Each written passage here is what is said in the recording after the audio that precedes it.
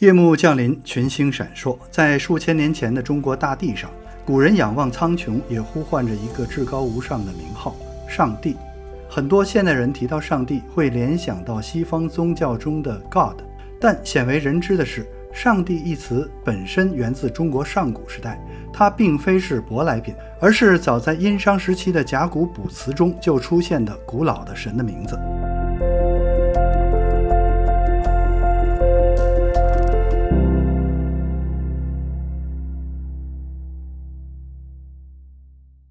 殷商王朝的甲骨文卜辞显示，帝是当时王室最崇敬的神奇的名称，其字形在甲骨与青铜铭文中多以象形或半象形结构呈现。中国古文字学家陈梦家在研究中指出，帝字最初有3种主要的语义层次：一是指称至高无上的神明上帝；二是出现在重大国家祭祀活动中，特别是帝祭之中，作为祭祀对象的神明；三则是在后世逐渐演变成为帝王庙号的源头之一。在商代早期，帝仅用于天神，而非人王之称。商王自称天子，通过祭祖与帝祭间接敬奉上帝，祖先被视为通达帝的中介。直到战国的末期，秦始皇统一天下，才首次将皇与帝结合，自号始皇帝，使帝这一神圣的称号被正式纳入世俗政治体系中，成为皇权的象征。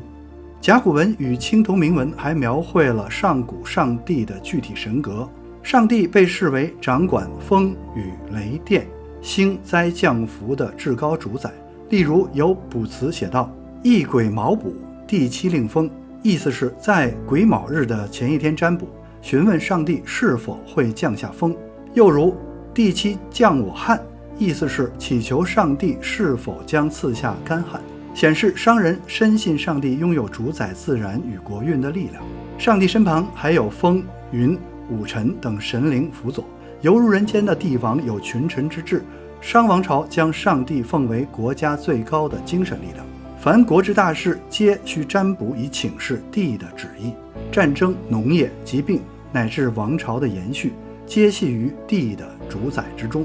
甲骨卜辞显示，商人相信上帝远在天上，高不可攀，非凡人所能直接祭拜，唯有君王才被赋予沟通上帝的资格。因此商王自称天子，将自己视为连接天地的中介，而逝去的祖先则被视为升入天庭的帝庭，成为上帝的随侍之臣。商王通过祭祀祖先，间接向上帝请命祈福。这种祭祀体系使上帝不仅是神明的最高位阶，也成为王权神圣合法性的终极来源。君权所据者不是民意，而是天命。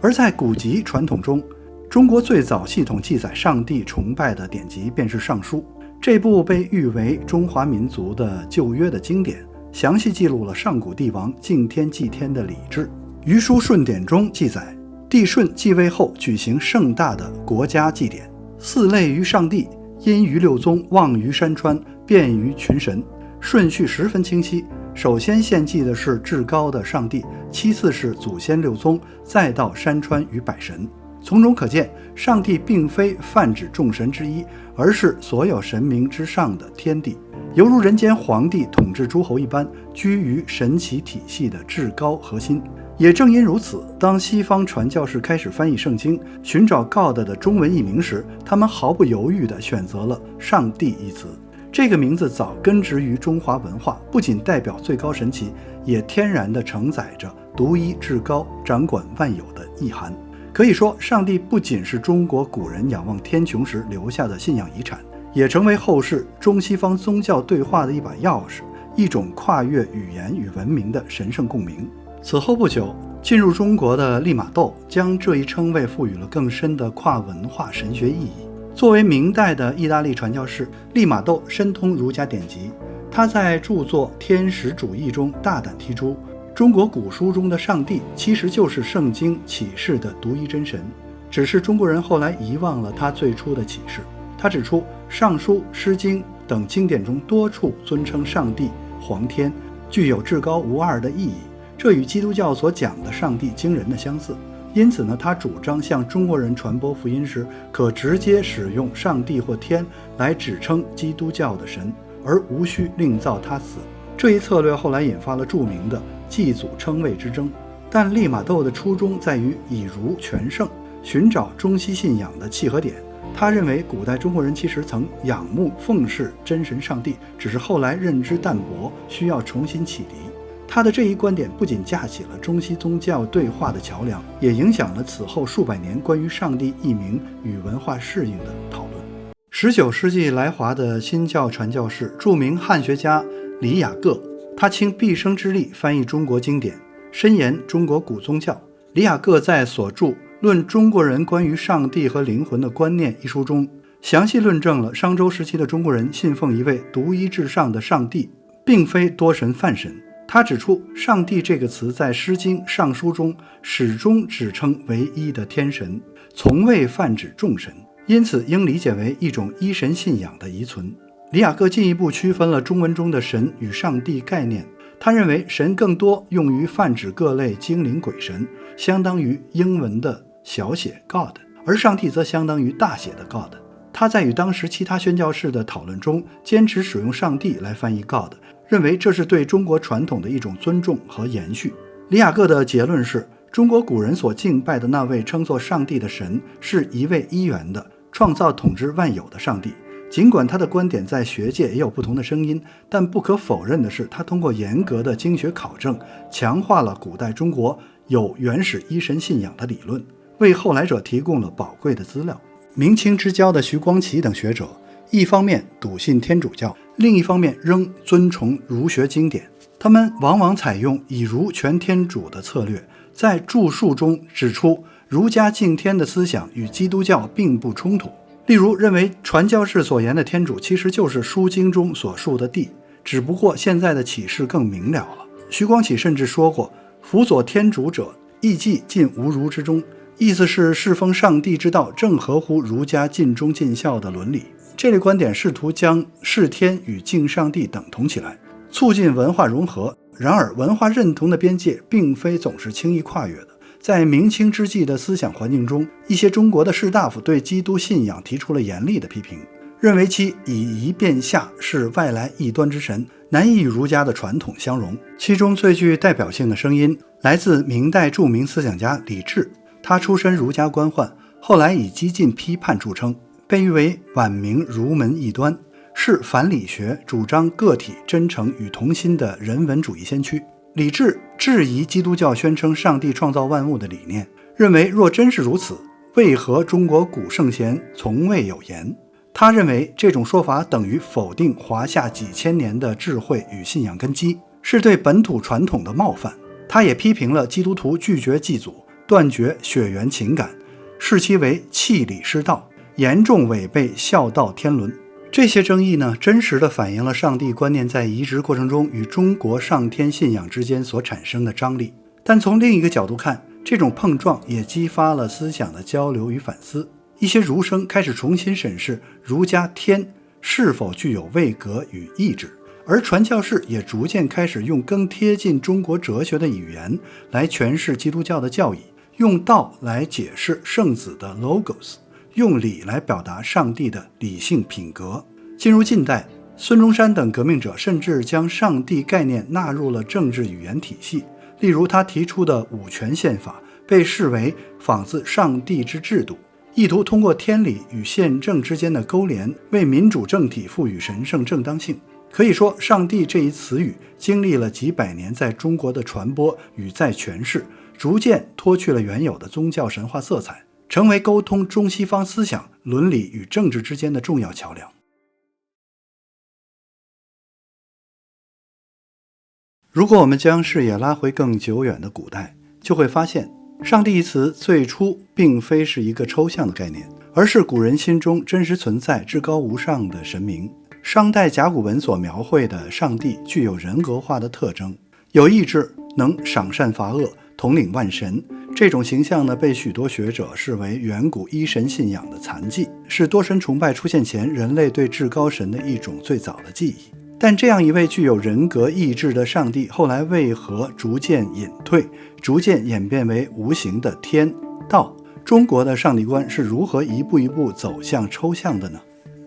中国先秦典籍中上帝一词的使用和地位，呈现出一种人格神逐渐抽象化的文化轨迹。从商周到春秋战国，不同时期的思想家对至上神的理解出现了明显的演变，上帝逐步让位于天、道等更抽象的概念，原本栩栩如生、富有意志的造物主的形象，逐渐隐退在哲学的帷幕之后。这一演变呢，可以分几个阶段来看。在商代和西周时期，上帝与周人所敬的天相融合，形成昊天上帝或黄天上帝等称谓，并奠定了以天命思想为核心的政治神学。周朝统治者宣称商纣无道而失去上帝眷命，周取代商是为了奉上天的旨意。周公旦治理作乐，将祭天敬天的礼仪制度化，提出敬天法祖，用道德伦理赋予天命以正当性。当时的昊天上帝既保持了人格神的地位，又开始兼具一种超越具体人格的道德力量意味。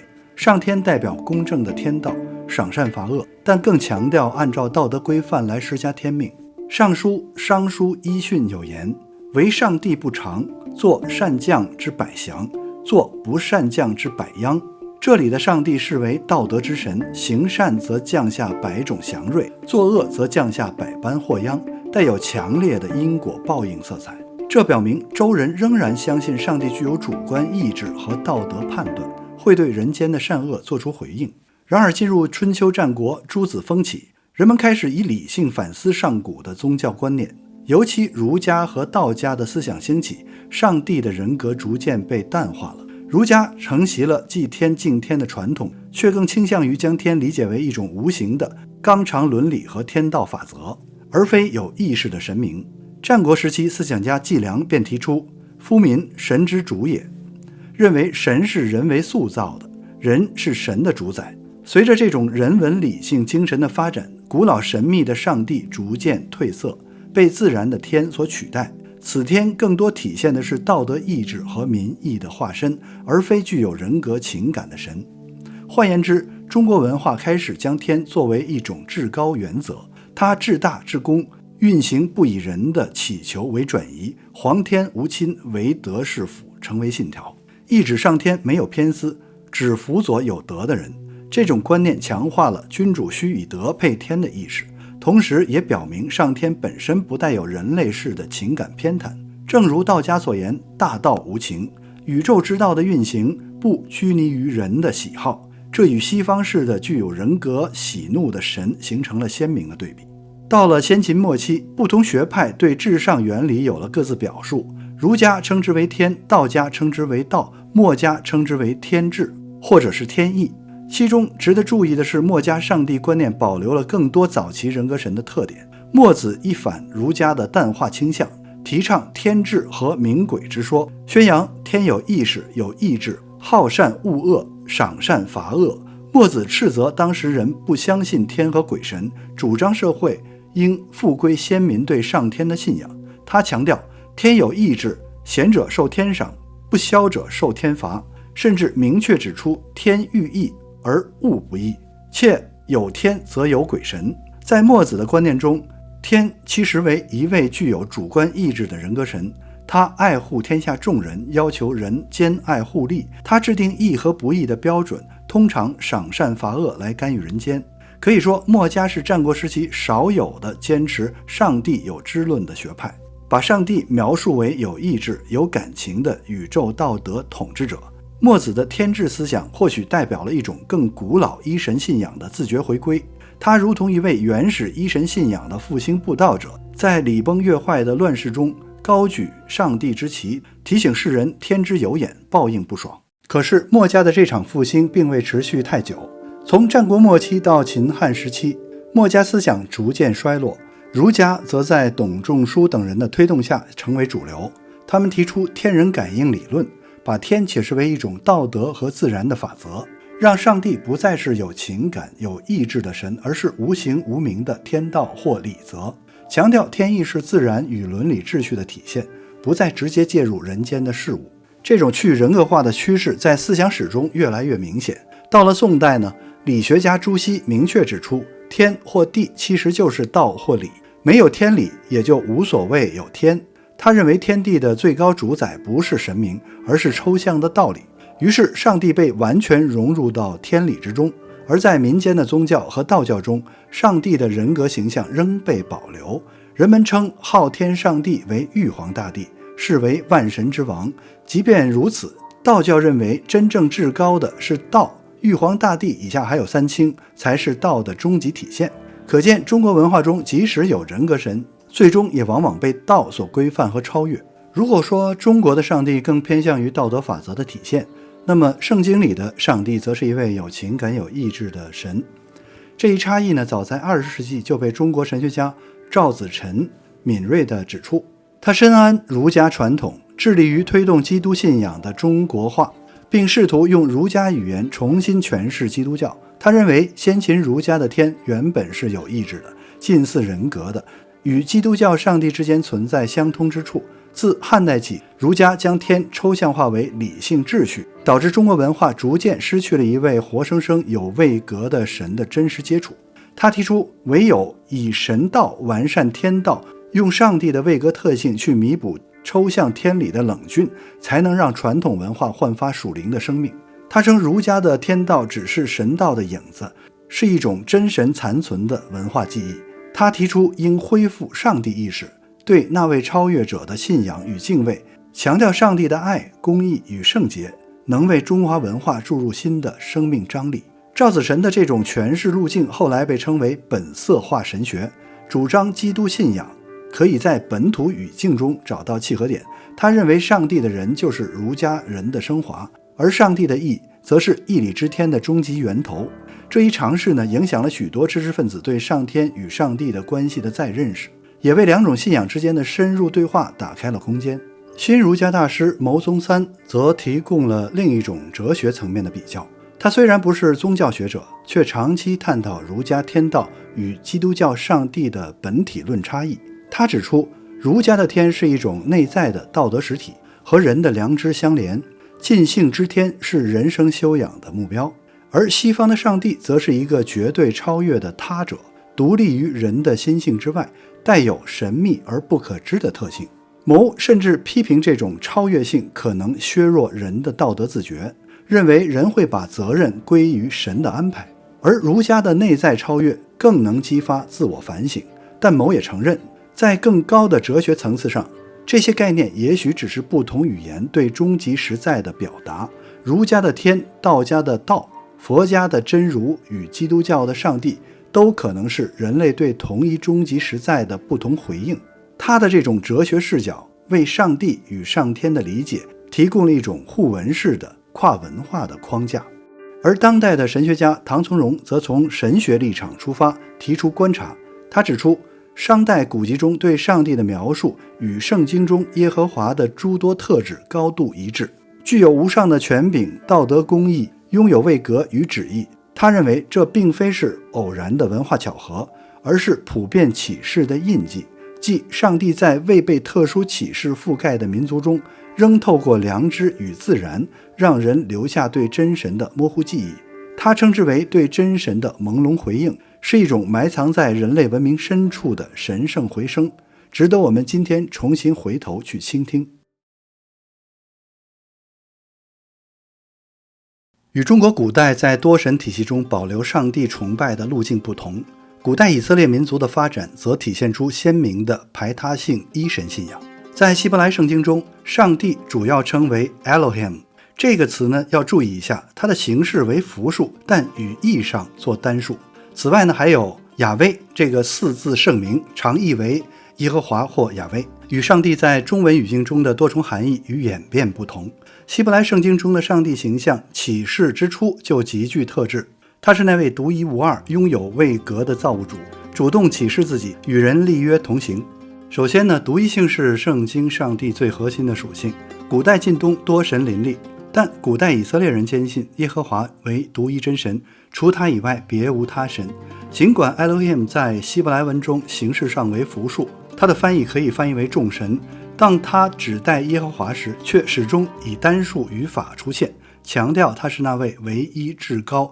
掌管宇宙万有的主宰。圣经多处表明上帝超越万神，耶和华大而可畏，超乎所有的神。耶和华本为大神，为大王，超乎万神之上。而以色列的信条呢，则更为明确。听啊，以色列，耶和华是我们神，是独一的主。这种以排他性为核心的一神信仰，在学术界被称为 exclusive monotheism，也就是独一神论，是以色列宗教最具特色的标志之一。这与古代近东其他民族中常见的守神崇拜或优先一神论明显不同。后者虽然尊崇一位主要神祇，但并不否定其他神的存在与价值。而圣经传统则毫不妥协地坚持耶和华不是万神中的第一，而是除他之外别无真神。但需要注意的是，这种独一的宣告并不是否认天上另有属灵的存在，如圣经中常提到的神的众子、天上的全能者等，在诗篇和约伯记中常有记载。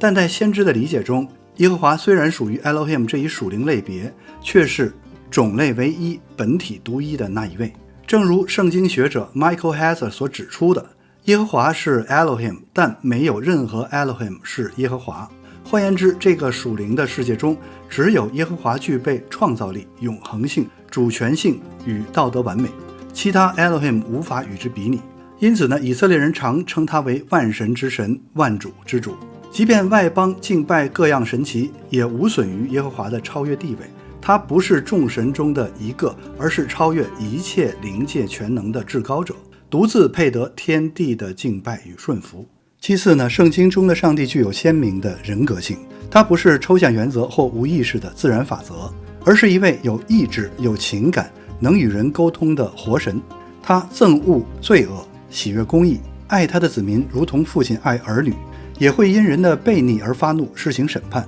例如创世纪记载，上帝见人类罪恶滔天，就忧伤他的心，决定以洪水审判世界，但因挪亚一家敬虔而施以拯救。这一叙述凸显了圣经上帝的喜怒哀乐与道德判断，体现出位格神的鲜明特征。这与中国传统中的天道概念形成鲜明的对比。儒家强调天道无亲，常与善人，或天行健，君子以自强不息，展现的是一种超越却不具人格情感的理性秩序。特别是道德经中的天地不仁，以万物为刍狗，圣人不仁，以百姓为刍狗，意思为天地与圣人皆应无私无偏，处事应效法自然的无为公正，不以私情干扰天道运行，而是要以理性、规律、公正为基准对待万物与众人。所以呢，在中国的文化中，天被视为公正无私、冷静无情的道德原则，而非会主动介入、喜怒于形色的神明。简言之，中国的天更像是自然法则，而圣经中的上帝则是具有情感关系的存在者。此外，创造性是圣经上帝的根本属性之一。圣经以起初上帝创造天地开篇，强调他是从无到有的创造者，是宇宙的起点和源头，不属于被造物之列。他不仅创造了世界，也维持、管理并最终引导世界走向他的旨意。相比之下呢，中国古代的上帝观并未强调其创世角色。虽然《山海经》《淮南子》等记述了盘古开天辟地、女娲造人等神话，但这些神祇并非上帝或天本人，而是其他创世性的人物，与天命系统并行存在。儒家和尚书等典籍中，上帝主要被描述为赏善罚恶的至上执政者，而不是从虚无中创造万有的神。这种治理神而非创造神的图像，是中西至高者概念之间的关键分野之一。总结来看，圣经中的上帝是一位具有位格、能创造、愿沟通、渴望关系的神，而中国古代的上帝或天则更接近无形的道德、天命或自然秩序的象征。两者在情感性、创造性与人神关系上展现出本体论的差异。还有一个关键的区别在于启示方式。圣经的上帝是积极说话和自我揭示的神，他透过先知和经卷，将他的旨意逐步启示给人类，从摩西领受十诫到众先知传达上帝的警示安慰，再到新约时代上帝之道亲自降临。这种文字启示、语言交流使圣经信仰成为一种启示宗教。上帝在西奈山颁布律法，在先知心中吹气，使以色列拥有了如圣经这样体系完备的启示经典。中国古人相信天意无形，但可通过观察天象占卜凶吉或历史兴衰去揣摩。上天的启示更多是隐性的，比如日食月变被视为天前警示，王朝更替被解释为天命转移。然而这种普遍性启示和象征性昭示与圣经那种具体名言的特殊启示大不相同。中国没有产生类似圣经、先知书或福音书那样的宗教典籍，说明上帝在中华语境下并未以语言直接告知他的旨意，而是给人们留了一种模糊的天道去参悟。值得注意的是，中西上帝观在某些属性上也有相通之处，引人深思。一份比较研究指出，中国先秦典籍中描绘的上帝，也就是天，和圣经的上帝至少在6个方面有惊人的相似，两者都被视为唯一的造物主、最高的主宰者、正义的立法者、慈爱的恩赐者、无形的超越者，以及拥有意志能介入人间的干预者。唯有一点显著不同，圣经上的上帝最终成为了道成肉身的救赎者，而中国的上帝概念中并无降世拯救这样的剧情。这或许可以说是两种信仰路径的最大分野，一个是上帝亲自下来解决人类的问题，成就救恩，一个则是在遥远的天庭注视并奖惩，却从不现身人间亲历人的苦难。总之呢，希伯来圣经中的上帝以独一、人格、创造、启示等特点，形成了与中华传统上天观念截然不同又部分相通的神圣形象。东西文明对于至高神的理解，在这里形成了一组耐人寻味的对照。如我们上面所讲述，中国古代确实敬奉一位被称为上帝的至高神，那么为何这位上帝没有像对待以色列那样，以具象有位格的方式亲自显现说话？为什么在圣经中，上帝常常以人的声音、情感乃至形象出现，而在中国的古籍中，他却高悬于昊天之上，沉默不语，逐渐被抽象化为天道、天理，甚至无名之道？这不仅引发了一个更深层的问题，难道上帝在不同文明中显现的方式有所区分？难道并非所有民族都同样直接地接受他的特殊启示？或者说，那些缺乏圣言的文化是不是从一开始就被安置在另一种属灵秩序中呢？或许上帝并非在所有民族中都以相同的方式显现，而是在他自己的治理体系中设立了一种属灵的分工秩序。这种结构或许可以称作属灵地政学。换句话说，在圣经中有些经文似乎在传达这样一个信息：上帝亲自治理他所拣选的以色列，而其他的万国则分别交由次一级的属灵存在，也就是神的众子及天使们来间接掌管。这个神圣的分权体系中，耶和华保留对选民的直接启示，而其他的民族则在各自的属灵掌权者引导下，接受较为模糊的普遍启示。这一设定呢，为我们理解上帝为何以不同的方式对待各国提供了一个可能的视角。首先来看《申命记》32章8至9节，摩西的一段话。当摩西回顾上帝对万邦的安排时说道：至高者将地上的列国赐给各族，在分开世人之后，就照着神众子的数目立定万民的疆界。耶和华的份却是他的百姓，以色列为他产业的绳量之地。这一段经文在希伯来原文和最古老的译本中指出，上帝在远古混乱之时，将各国的治理交给了神的众子，而唯独把雅各，也就是以色列，选为自己直接统治的子民。这些后来的希伯来抄本将神的众子改成了以色列的子孙，但学界普遍认可神的众子才是原初的写法，因为在分配列国的时候，以色列这个民族尚不存在，用以色列子孙显然说不通。因此呢，申命记这段话表明了古以色列一种独特信念，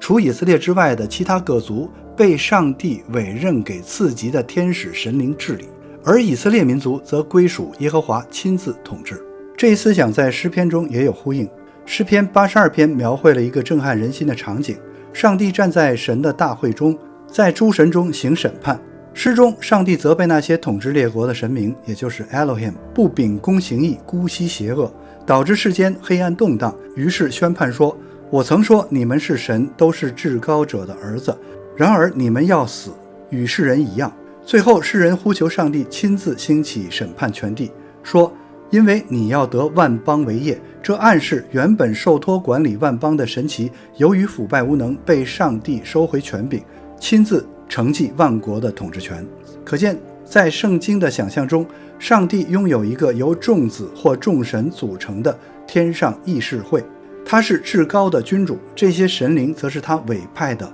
列国首长。如果这些属灵的执政者不公不义，上帝终将介入审判，结束他们的管辖。再看但以理书10章，先知但以理得到天使的来访，却听闻天使讲述了一场灵界的征战。波斯国的王子阻拦我21日，直到大军米迦勒来帮助我，我才得以突破。天使又预告，我去后必有希腊国的王子来到。这段记载呢，提供了一个具体的画面。当波斯帝国的时期，但以理为本族祈祷时，上帝差遣一位天使传达启示，但这位使者在途中被波斯王子，我们可以理解为波斯帝国背后的掌权者所阻挠，长达3周，直到以色列的守护天使米迦勒前来相助，才突破阻拦。随后天使还提到接下来将与希腊王子征战，这表明在以色列流亡的时期，每个世界帝国背后似乎都有相应的属灵势力与天使在角力。而代表以色列的天使长米迦勒被称为你们的王子，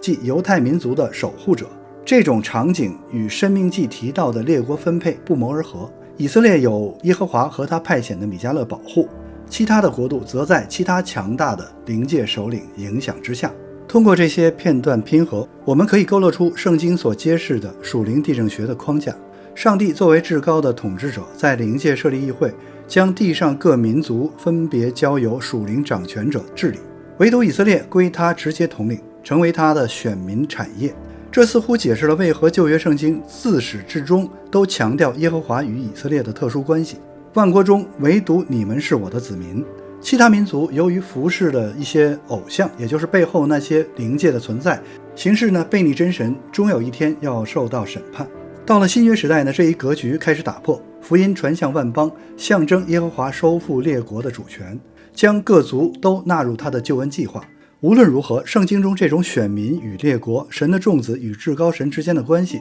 为我们理解古人眼中的宇宙秩序提供了一个独特的视角。在这个视角下，以色列的上帝是独一无二的君王，他之下有等级森严的属灵诸侯，治理着人间的万国版图。这种观念在中国的传统信仰中并不存在。中国虽然有玉皇大帝统御诸神的说法，但那属于多神体系内部的分工，并非是一位至高神分封众神治理列国的结构。因此呢，属灵地政学可以说是圣经世界观的一种特有的产物，反映出希伯来信仰对天地万国背后属灵现实的一种思考。那么我们是否也可以大胆地猜测，那些流传于世界各地被不同民族世代供奉的神明，是否正是当年天上的议会中被委任统辖列国的神的众子呢？若真如此，人类历史上的万神信仰或许并非是凭空杜撰，而是某种属灵记忆的残影。只是这些神明是否仍忠于那位至高者，那就是另外一个值得深究的问题了。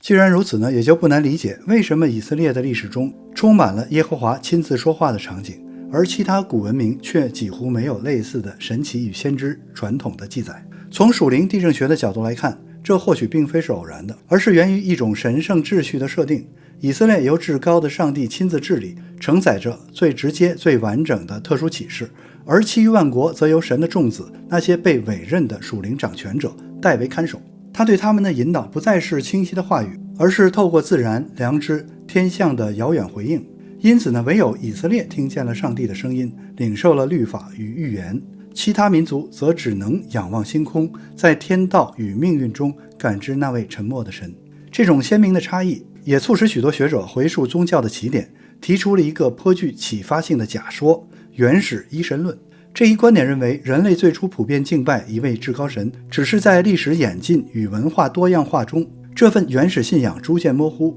演变成后来的多神体系。虽然这套理论在学界仍有争议，但中国古人对上帝、皇天、老天爷的尊崇常被视为其中一个有力的证据。这种敬天为命、察天应人之道，或许正是对远古神奇记忆的文化沉淀。就像18世纪来华的耶稣会士巴舍，他指出，中国古代圣贤虽未听见上帝直接的言语，却已凭借对天象、自然与伦理的观察，模糊感知了那位造物主的存在。他曾引用罗马书第1章保罗的话：神的永能和神性是明明可知的，叫人无可推诿。这正是神学中所谓的普遍启示，一种无需亲耳听见，也能从宇宙秩序和人类良知中显现的神圣光芒。因此呢，中国历史上没有摩西，没有以赛亚，也没有一部能够如圣经般将神与人之间的千年对话连缀起来的启示经典。有的是敬天礼乐，天命哲思，灾异感应；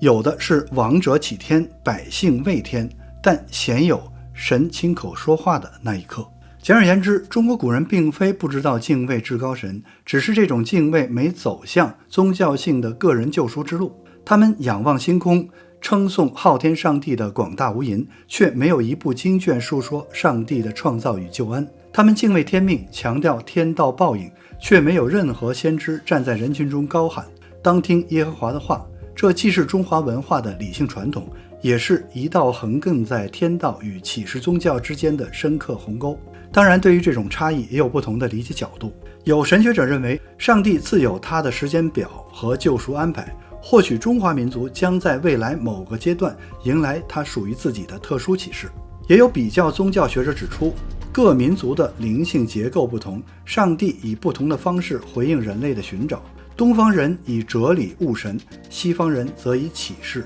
喻神。无论何种解释，这种共鸣与缺席交织的现象本身就极具启发意义。古老的中国与古老的以色列同样仰望星空，同样敬畏神圣，却走出了两条截然不同的信仰路径。一方孕育了深邃悠久的天道思想，重礼重德；一方则铭刻下了千年的启示故事，立约守约，直到弥赛亚的降临。两种文明的灵魂或许早已在仰望星空的那一刻悄然相遇，只是各自用不同的语言回应那来自至高处的呼唤。